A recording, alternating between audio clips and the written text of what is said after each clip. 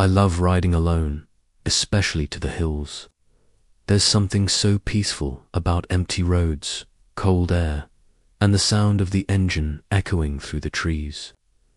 That day started out just like any other. I left in the afternoon, rode higher and higher into the hills, and stopped at my favorite viewpoint to take a break. I ended up staying a lot longer than I planned, just soaking it all in. By the time I finally started riding back, the sun was already getting low. At first, it was beautiful.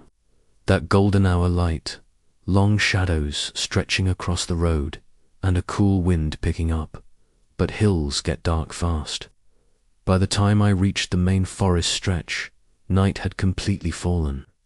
There were no streetlights, no houses, and of course, no phone signal. It was just me, a narrow road cutting through the trees, and my headlight bouncing with every curve.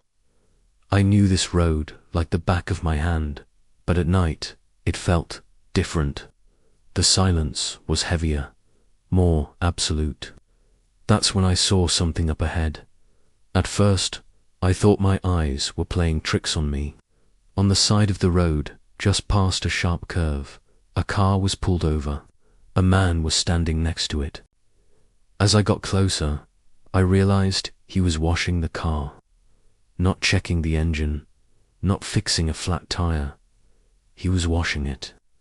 He was bent forward slightly, moving his hands slowly and methodically across the car's body, as if scrubbing off some stubborn dirt.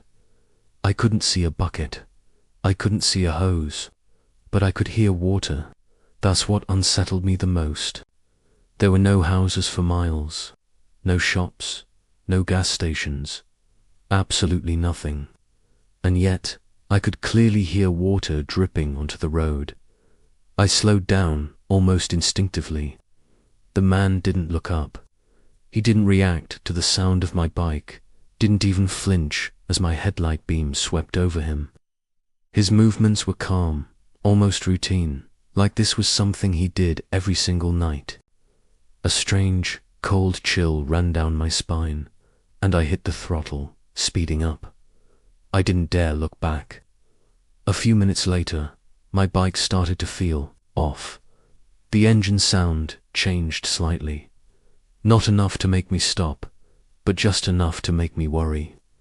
My headlight dimmed for a second, then came back to full brightness.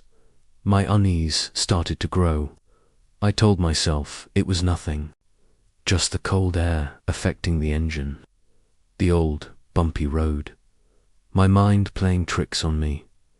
Then I saw a house, just one, set back a little from the road, with a single, faint yellow light glowing from a window. There was no fence, no gate, no sound coming from it. I hesitated for a moment, but my bike was still acting strange, and the road ahead was pitch black. I decided to pull over and see if I could get some help. I parked my bike and walked up to the front door. The door opened almost the very second my knuckles touched the wood. An old woman stood in the doorway. She was short and thin, wrapped in a faded shawl. Her hair was completely white, pulled back neatly from her face. Her expression was calm, almost blank, but her eyes were sharp and alert. She looked at me for a long moment without saying a word. Finally, she spoke. "Why are you traveling so late?" Her voice was soft, perfectly normal, but something felt incredibly wrong. As she spoke, my gaze dropped, just for a fraction of a second, and that's when I saw it. Her feet were not touching the ground. They weren't floating high up in some dramatic way. It was subtle, just an inch or two above the floor, enough that I could see a clear, dark shadow underneath them. My stomach dropped like a stone. I snapped my eyes back up to her face, praying I was mistaken, hoping it was just a trick of the light, the angle, anything. She smiled gently, and as she did, the light behind her flickered. She asked another question, her voice still perfectly calm. "Did you see someone on the road?" My throat felt tight, like it was closing up. I couldn't get a single word out. The house was completely, unnaturally silent. There was no hum of a fan, no ticking of a clock, not even the chirp of insects from outside. Just absolute silence. I took one slow step back. She didn't move. I took another step back. Her gentle smile never wavered. That's when my survival instinct kicked in. I turned and ran. I didn't say a word, didn't look back. I just ran straight to my bike, fumbled with the key, started it, and tore off down the road. The moment I was back on the asphalt, the engine felt completely normal again. The sound was perfect. The power was back. Somehow, that scared me even more than if it hadn't. I rode fast, faster than I ever should have on that winding road. The trees on either side blurred into a solid wall of darkness. My heart was pounding so hard I could feel the vibration in my helmet. Then the road curved sharply, and my headlight caught something horribly familiar. The man, he was in the exact same spot, same posture, same slow, careful scrubbing motion with his hands. But this time, there was no car, nothing, no reflection, no outline, just empty road where the car had been. Yet his hands moved in the exact same way, as if he were polishing an invisible surface. Water still splashed onto the ground. I could hear it clearly as I approached. As I rode closer, he slowly, deliberately, turned his head toward me.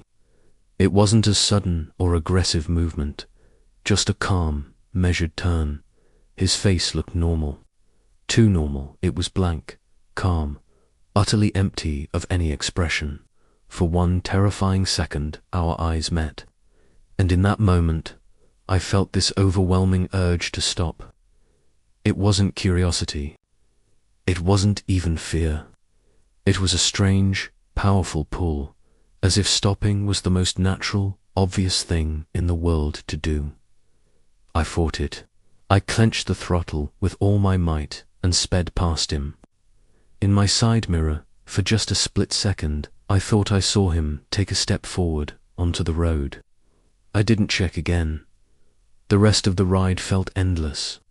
Every shadow on the road looked like a figure standing there. Every snap of a twig sounded like footsteps behind me. My headlight flickered one last time as I neared the end of the forest. Then it stabilized.